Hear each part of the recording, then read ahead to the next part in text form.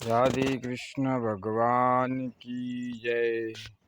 भक्तों, इस वीडियो में हम लोग राधा कृष्ण की प्रेम कहानी कैसे ख़त्म हुई और फिर राधा जी का क्या हुआ, कैसे हुआ था उनका अंत।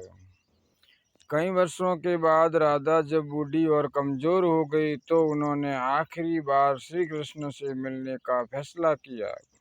अपनी पारिवारिक जिम्मेदारियों को पूरा कर राधा द्वारका की ओर रवाना हो गई। दुनिया की सभी प्रेम कहानियों में सबसे अनूठी राधा और कृष्ण की प्रेम कहानी है। इसलिए ऐसा ऐसा इसलिए कि यह भौतिकता से परे था। आज भी कोई ही ऐसा श्री कृष्ण का मंदिर होगा जिसमें राधा जी की मूर्ति न लगी हो। हालांकि ये भी सच है कि कई जानकार राधा को काल्पनिक किरदार बताते हैं। ऐसा इसलिए कि राधा का जिक्र न तो महाभारत में है और न ही विष्णु पुराण या फिर भगवत गीता में ही इस संबंध में कुछ कहा गया है। वैसे दसम स्कंद में महाराज का वर्णन जरूर है और राधा का भी जिक्र है। ऐसे ही ब्रह्म वैवर्त पुराण में भी राधा का जिक्र मिलता है। सीताराम, राधे कृष्ण।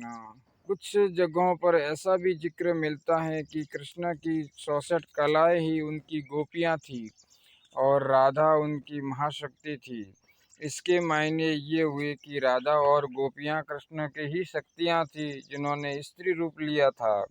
बहरहाल सवाल उठता है कि राधा जी अगर काल्पनिक नहीं है तो उनका फिर क्या हुआ।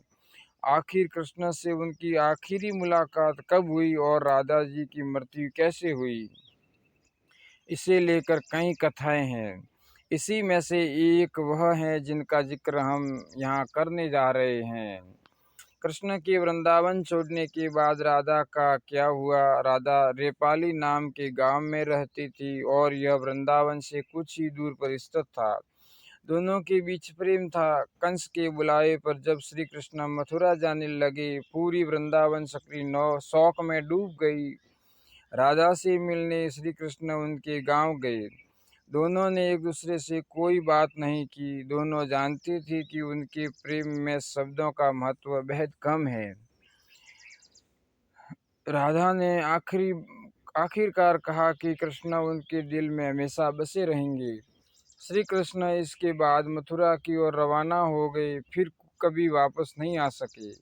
कंस वध के बाद श्री कृष्ण का विवाह रुक्मिणी से हुआ और उन्होंने द्वारका नगरी बसा ली। राधा का यह राधा का जिक्र यहीं से श्री कृष्ण की जिंदगी में कम होता चला गया। साथ ही राधा की जिंदगी भी बदलती चली गई। कहते हैं कि उनकी शादी एक युवक से हुई और उन्होंने दाम्पत्य जीवन की सारी रस्में निभाई। हालांकि इसके बावजूद उनके मन में श्री कृष्ण बसे हुए थे। जीवन के आखिरी लम्हों में फिर कृष्ण से मिली थी राधा। राधे कृष्ण। अपनी पारिवारिक जिम्मेदारियों को पूरा कर राधा द्वारका की ओर रवाना हो गई। कई दिन पैदल चलने के बाद वे द्वारका पहुंची और श्री कृष्ण से मुलाकात करने में सफल रही।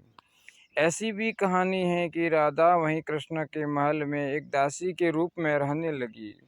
वहां मौजूद किसी को भी इनके बारे में जानकारी नहीं थी।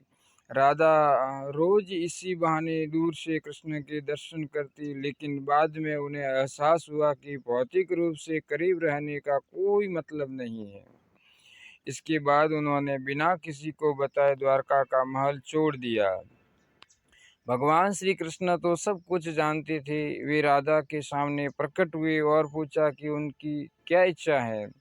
राधा जी कुछ नहीं बोली और न मैं अपना सिर हिलाया। राधा की कृष्ण के प्रति पवित्र प्रेम को देख श्री कृष्ण ने एक बार फिर राधा से कुछ मांगने को कहा। श्री कृष्ण ने कहा कि चूंकि कभी भी राधा ने पूरी जिंदगी उनसे कुछ नहीं मांगा, लेकिन उनका हक बनता है, इसलिए वे अपनी इच्छा बता दे। राधे कृष्ण। श्री कृष्ण के बहुत जोर देने पर राधा ने उनसे एक बार फिर उनकी दिव्य बांसुरी सुनने की इच्छा प्रकट की।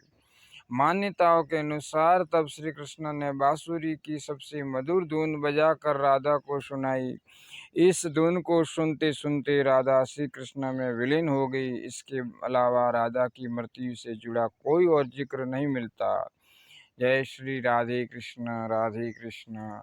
अगर भक्तों आपको यह चिंतन पसंद आया हो तो आप इस वीडियो को लाइक करना, इस चैनल को सब्सक्राइब करना और आगे से आगे शेयर करना। राधे कृष्ण भगवान की जय।